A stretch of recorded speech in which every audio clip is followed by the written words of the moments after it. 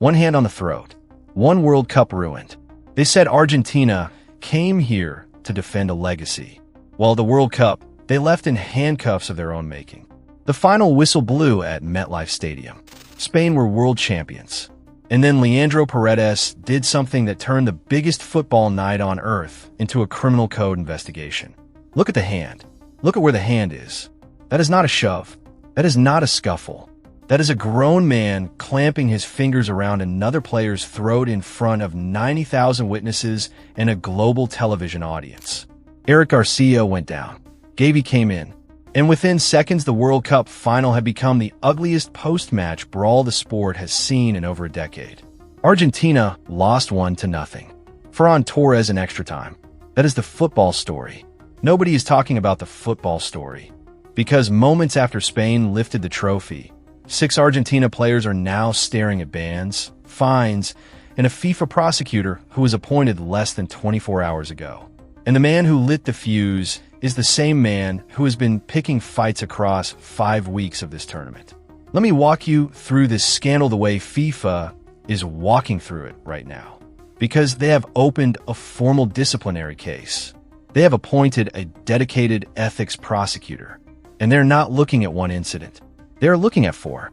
Problem number 1. The referee's view. Slovenian official Tomaž Klanknik was less than 5 meters away when Paredes launched himself at Garcia.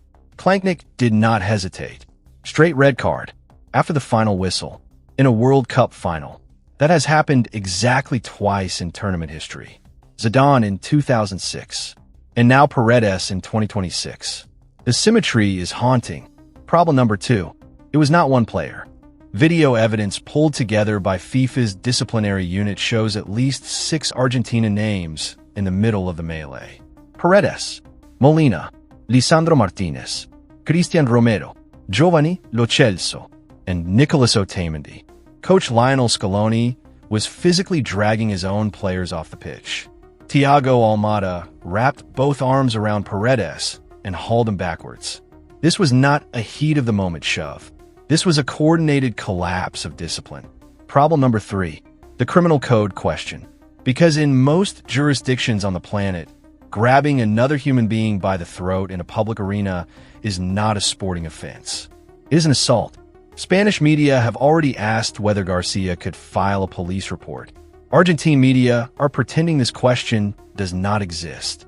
FIFA's disciplinary code allows suspensions of at least 3 matches for violent conduct. But the same code allows an appropriate period of time for offenses deemed serious. Serious means 5 to 6 matches. Serious means the next Copa America. Serious means potentially the 2030 World Cup qualifiers. Problem number 4. The prosecutor.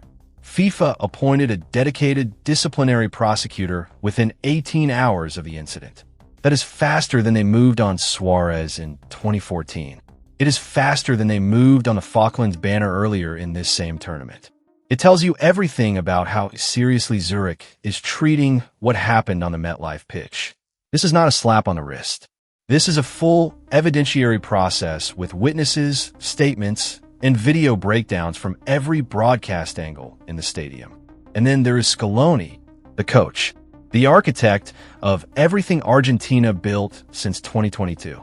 He walked into that press conference with red eyes. He tried to answer a question about Messi. He tried to answer a question about his future. He could not finish either sentence. He stood up. He walked out. And Argentine football lost its steady hand in real time. That is a coach who understood, before anyone else in that room, that his team's legacy had just been mortgaged in 15 seconds of madness. Now let us talk about the man who fell to the ground. Gavi, 21 years old, just won a World Cup. Should be the youngest headline in Madrid tonight. Instead, he is the victim in a FIFA investigation because Leandro Paredes decided that losing was worse than dignity. Video from 3 different angles shows Paredes closing the distance, planting both hands, and driving Gavi to the turf. Scaloni ran. Almada ran. But nobody got there before the shove landed. And Gavi's face on the way down is the image that has replaced the trophy lift on every front page from Madrid to Manila. Messi did not fight. Messi did not shove. Messi stood in the center circle with tears on his face while his teammates disgraced the shirt he built. Lamine Yamal walked over and put an arm around him. A 20-year-old Spaniard consoling the greatest footballer of his generation. That is the image that will survive this tournament. That is the image that will define this final. Not the trophy, not the goal, that embrace. And that is why this scandal cuts so deep. Because Paredes did not just attack Eric Garcia. He did not just shove Gavi. He stole the ending Messi deserved. He turned the last World Cup night of a career from a farewell into a footnote. Every headline in Argentina should be about a legend leaving with grace. Instead, every headline is about 6 men, 1 prosecutor, and 1 hand on 1 throat. Here is where it stands right now, 21 July 2026. FIFA's prosecutor has begun collecting witness statements. The AFA, Argentina's football federation, is bracing for a systemic fine on top of individual player bans. Spain has quietly signaled it will not push for maximum punishment because they already have the trophy. But the disciplinary code does not require Spain to push. FIFA moves on its own now. And there is one more twist that nobody is talking about. The next Argentina international window opens in September for World Cup 2030 qualifying. 6 suspended players means Scaloni field a reserve midfield against Chile. 6 suspended players means Julian Alvarez runs the attack alone. 6 suspended players means the country that walked into New Jersey as favorites walks into September as a rebuild. Paredes will appeal. Of course he will. His lawyers will argue provocation. They will argue tournament-long refereeing frustration. They will argue that the VAR controversy that trailed Argentina from the group stage created a pressure cooker that finally exploded. And FIFA will listen. FIFA always listens. But the video is the video. The throat grab is the throat grab. And the code is the code. So we come back to the beginning. 1 hand, 1 throat, 1 World Cup ruined.